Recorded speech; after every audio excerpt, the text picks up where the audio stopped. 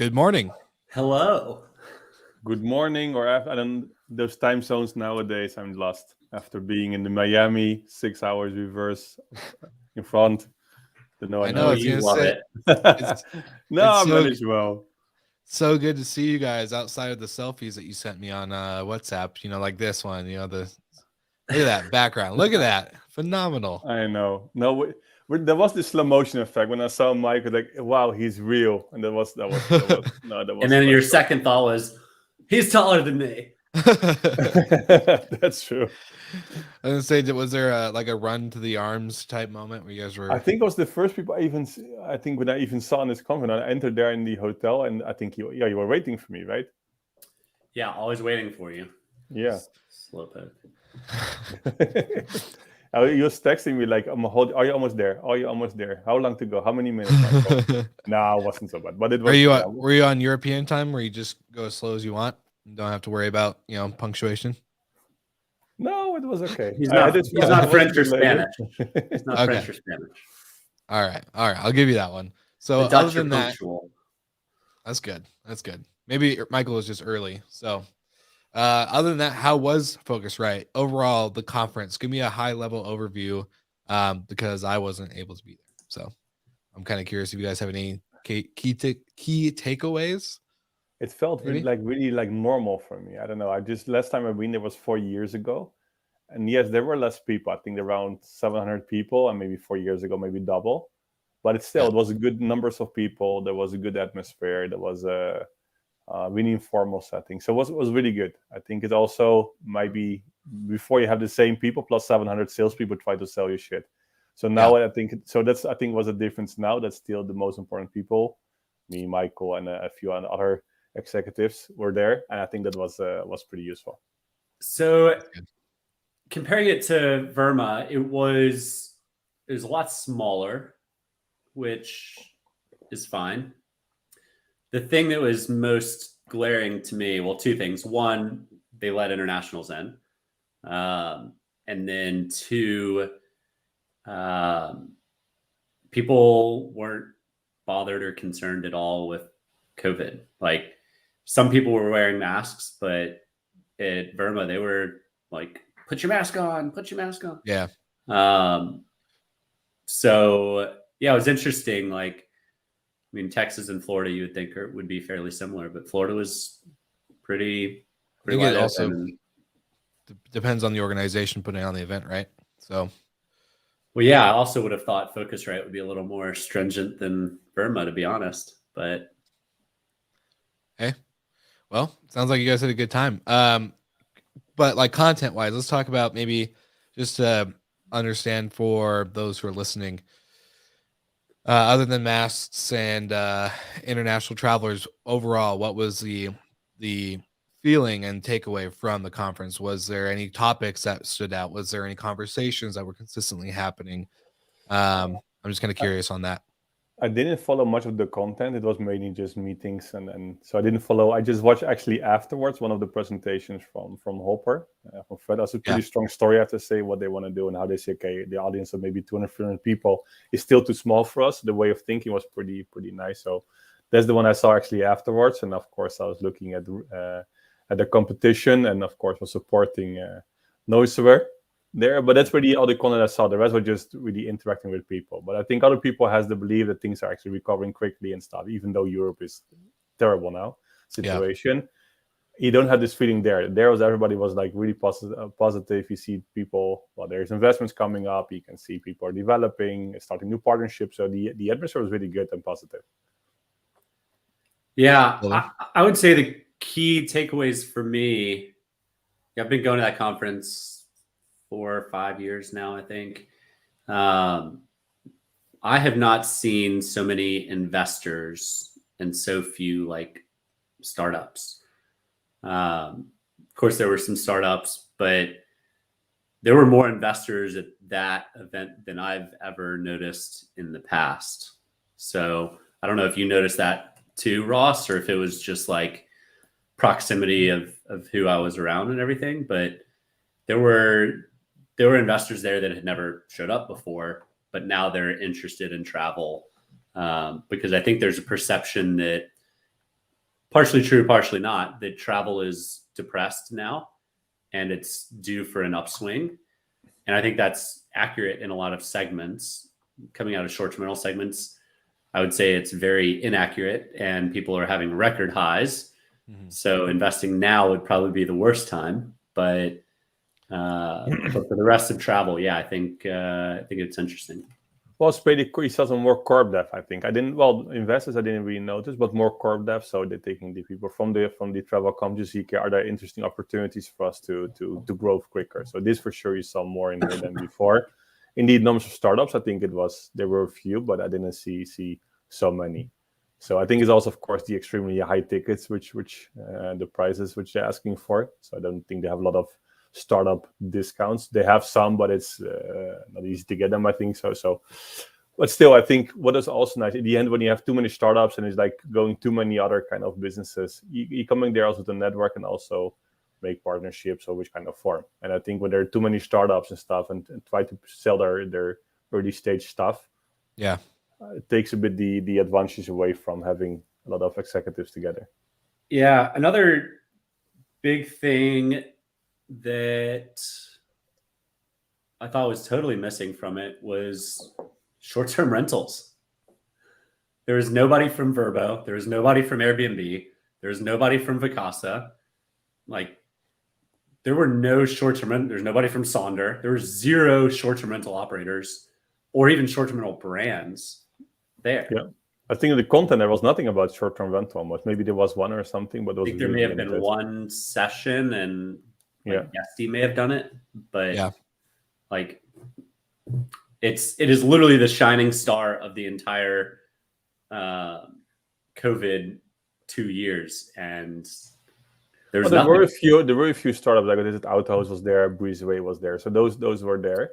Sure, but there were no content-wise, no operators. Content-wise, there was not much. That was actually surprising because I think if they want to have a bigger audience, if you see what is happening, of course, in the last 1.5 years, they should focus more on that part for sure.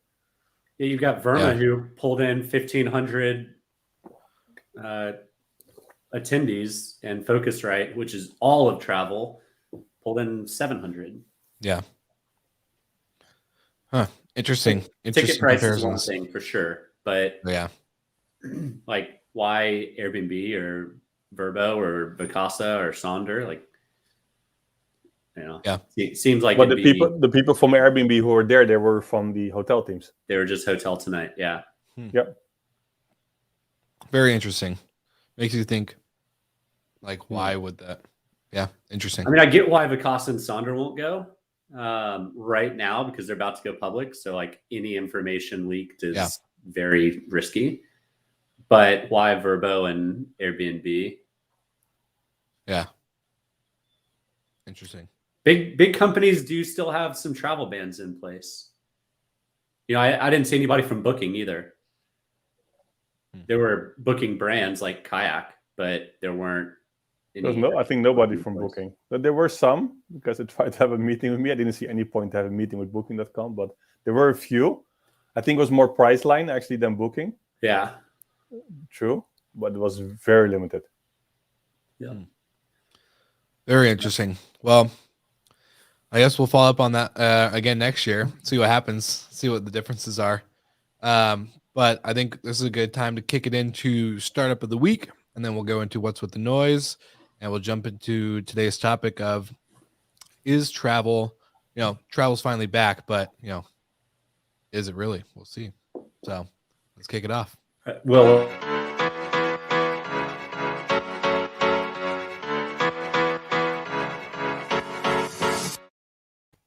yeah, well, last week's startup, I don't know if you remember, was Cloudbet. Actually, they raised 150 million.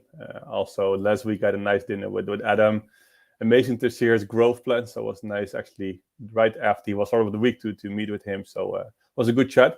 But this week we have somebody else, another company would raise a nice fund. Actually, they raised 80 million. It's going to be OTA Insight. So they actually did their Series B funding for expansion. Actually, it was nice that they actually raised the money to Spectrum. I know one of the guys, Jamie, for a while. Actually, he just said, okay, he actually shared this information with me a few days before it was announced, actually. And probably was looking as they can we cooperate together to maybe support them. But I think they're doing really well. They have over 55,000 properties now in 185 countries. And actually what they do, they're delivering actually solutions actually to increase your revenue, optimize your data, giving you more analytics data. So amazingly done well.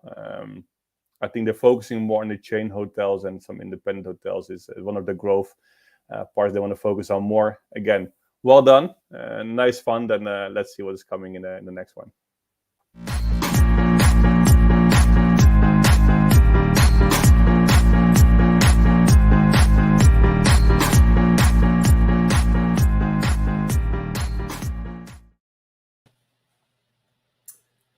Always good to see Grandma on her donuts. Excited to see Grandma actually in person this week with Thanksgiving coming up. So looking forward to that. One of the announcements that we heard, actually got it directly from the CEO of Kayak while at Focusrite, the day before it became public, was that they are expanding the Kayak hotel brand internationally. So they opened up 2 new properties down in Mexico via Lifehouse. So win-win for both of those companies that we've been tracking pretty closely on the show. But it's interesting, and I think this will be a topic we dive into a little bit more next week. But interesting to see how they're leveraging their brand and flagging hotels out of it.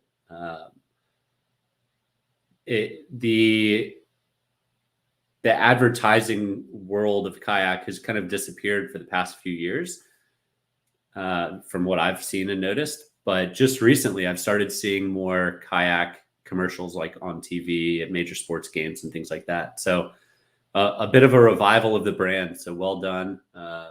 Good luck, and hopefully I can get down to one of those hotels in Mexico.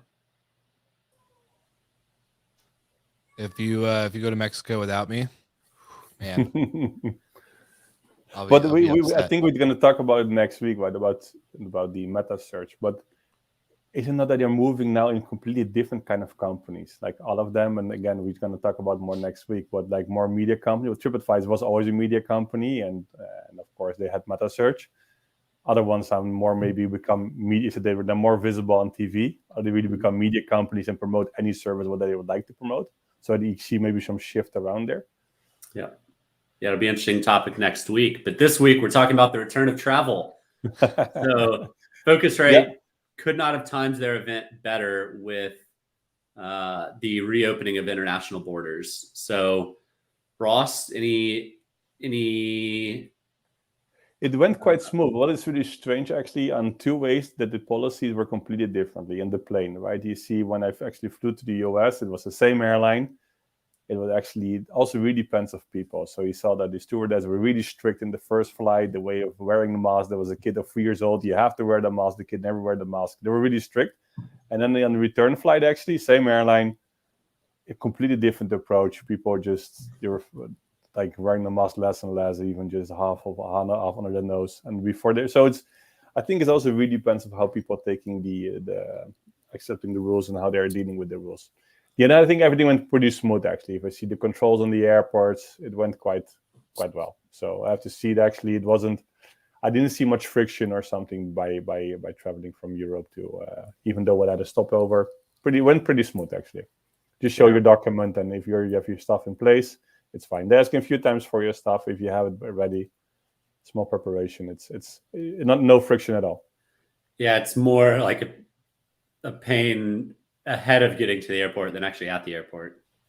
Like if you just have your papers and here you go, it's completely fine. And again, if people are complaining, come on, you have your documents, you just show them, you can pass. And queues were quite okay. Takes a bit longer. Just know when you have to do it. Sometimes they have some more checkups and stuff. So it takes longer. You have to maybe go a bit early to the airport. But beside this, I didn't see much trouble.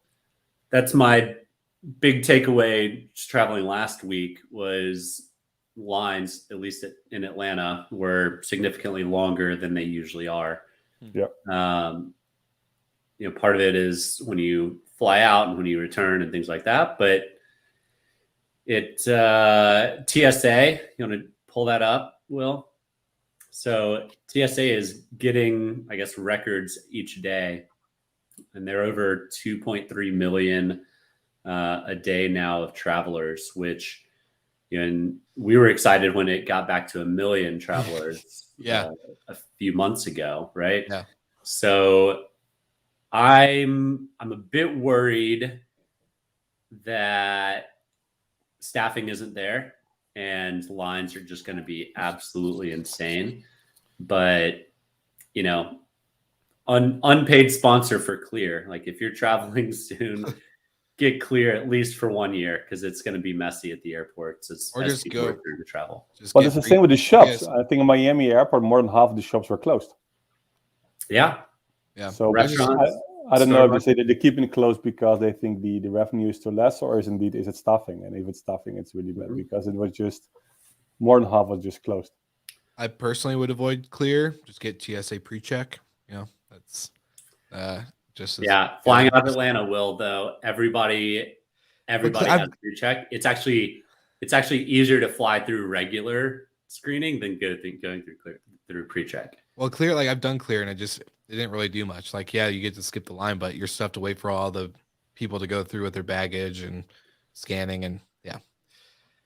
Oh, anyways, we'll go into that topic later, another day. But before I forget, Michael, you had another conference as well, right? The remote one, I Meet Hotel.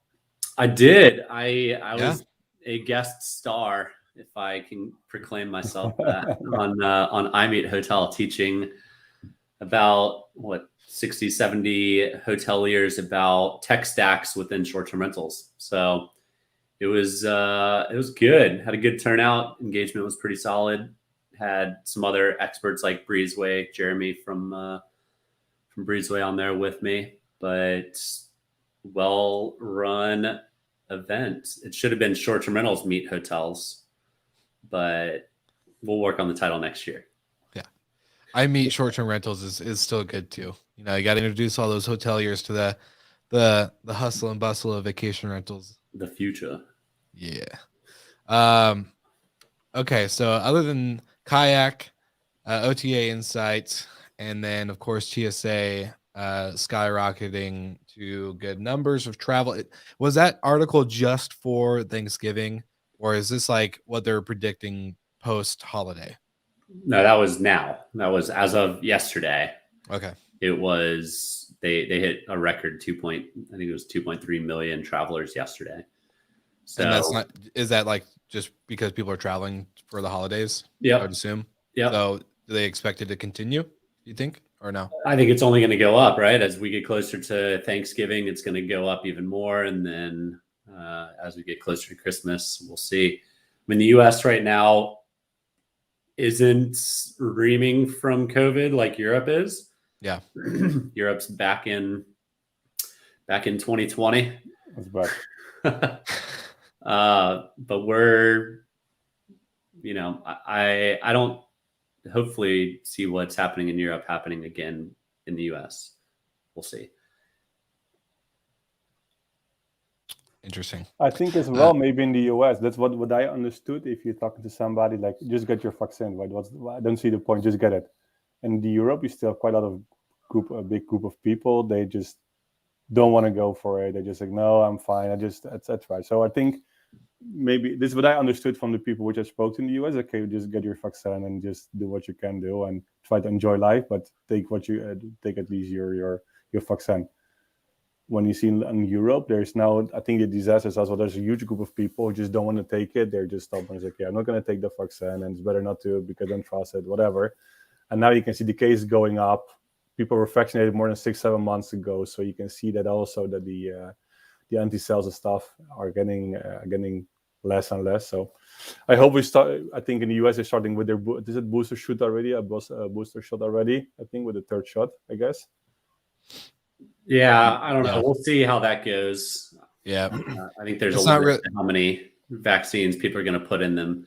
Yeah. But I think to redirect back to the return of travel, you see it very clearly in the US versus Europe when companies like Vacasa are hitting record quarters right before they're going public. And Airbnb also reported a record Q3. So the trend of traveling specifically in short-term rentals is really, really strong and continues to be strong. It's, we've talked about its strength over the past year, really, and it's stronger now than it ever has been. So, but I think the case is also in Q3 where it was much better situation, and now again, right? This is the last quarter become pretty worse. So we all know that after summer it was not so bad as we expected, and now everything goes up. So I don't think Q4, Q1 will be better. Probably will be much worse. But well, it's seasonal, right? Like, yeah, it's Q3 is July, August, September. You've got July and August are two of the biggest beach travel months there are. September, not so much, but we saw it last year. People continued on through the end of the year. Like, my parents have a house at the beach and it's booked solid until January. Like, people are still traveling, and when you're working from home, you can just take the family, get a change of scenery, and work remote for a week. And it's not a big deal. We see with our recreation rental properties is that we're not getting the 2-3 night stays anymore, and it's not like anymore due to Thanksgiving or Christmas or anything like that. It's a consistent week, 2 week stay per booking, and they're high value bookings. They're longer. The guests are asking more questions towards workspaces and Wi-Fi speed. Of course, obviously we have that posted, but they always want to double check. How's the Wi-Fi? How many devices can be on there without slowing down? Da, da, da, da, da. It's a constant thing that we're seeing right now, and so I know we're a small company, but compared to like a lot of other people they're doing the same thing, they're seeing a good mix of 2 nights, but then also like the 2 week long stays. So it's kind of interesting to see that it's definitely not slowing down, and the trends are shifting a little bit. Well, this Wi-Fi thing is a nice thing, right? But the quality of the Wi-Fi. I was like, always, if you just, that's why I always booked hotels before, because I had the You booked Wi-Fi hotels for better. the quality of the Wi-Fi, Ross? Only that was the only reason. That was the For only the reason. Wi-Fi quality. But now, since Airbnb announced the quality, that you can see the quality of the Wi-Fi, I moved completely to vacation rentals. Wow, I'm never gonna that's a big move for you. Yeah, I know. Yeah. I made 2 bookings in Airbnb actually in the last few weeks already. So I never used it before. So imagine my life changed Wow. actually since this update. No, but it's interesting to see that a few things, and maybe it's a small thing for some people, but I'll get straight. Especially now, like half of your day you're in video calls when the Wi-Fi shit, I get frustrated, right? So It is important, if I have to go for somewhere for a few weeks, that you make sure that the connection is well. So there's new updates of Airbnb. Maybe we can discuss them once when we have a different topic, but we can't you don't have another topic. Those things actually makes also people to decide to stay in a vacation rental. Indeed, when you're taking the risk to travel somewhere else, then why not stay longer, right? So, well, if you're going to spend a week somewhere, Ross, you have 2 kids. Are you going to spend a week in a hotel room with your family? No. But then after, hell no. My wife will take the kids somewhere and I stay in the room. No, but of course, then you go to a place where you have facilities somewhere still to work, right? But in that case, yeah. But normally before, like, last summer I booked something for 6 weeks. I was on the seaside, and then you just also have kind of a holiday house. But indeed, for long stay, you don't want to stay in a hotel, and that's actually the difference. What you probably see, like, soon people moving to vacation rentals, stay of long is much longer than, of course, obviously in a hotel. And a hotel probably in the future will be used for a few short trips, 1-2 nights, or maybe sometimes 3. If you stay longer, you don't want to stay longer in the hotel room. I agree with you there. Yep, exactly. So I know we haven't done a prediction in a long time, and Golden's always been hesitant on predictions lately. But you can say spot on every prediction so far. I was gonna say, is this a good opportunity to ask that question of what you guys are seeing or predicting for 2022? Man, I think we're about a month away from those predictions, aren't we? I'm not prepared here today to call the shots for 2022. Dang it! I just wanted to see, make sure we see if we had anything up in the crystal ball. But no, it's definitely I'm I'm pretty confident that travel is back, and it's not like a question of, okay, are we going to go back into a lockdown? Are we going to go back in this? But I do think there's going to be, and we never like to get political on the show, but I think there's going to be a lot of involvement or a lot of things to watch when it comes to government and interaction and involvement with travel and all this other stuff. So, that could be the game changer there. That, in my opinion, but I honestly don't think it's going to slow down. I think domestic travel is going to continue to be a big push, and I think international travel with that finally opening up, The same. we're Planes only were gonna full. we're gonna see that just be a constant, not trend, just a constant new, like very, very normal, very regular. So that's my prediction. How about that? And my Yeah, I mean, I prediction think is still that the Airbnb launch a membership next year. You predict that? Yeah, and Uber did it a week ago, by the way. I don't know if you noticed. I read about it. Uber launched Uber One, so they launched the membership as well, $50 per year. But believe me, yeah, that's been out for a long time. yeah. Well, maybe because I used Uber finally in the US after a few years. Maybe that's why I get it. Let's say that. I thought that was cool. I thought I had some breaking news in here. Okay, but nevertheless, but Airbnb doesn't have a membership in the US so far, right? No, okay. You see, then it's still All right, predicted all for right. next year. It's good call. Okay, so last segment of the episode, we love to throw at each other, except for this time, instead of me coming at you guys, we are all going at each other. Why don't you come at us first, Will? Yeah, I got you. So ready for my favorite graphic. Whose brand is it anyway?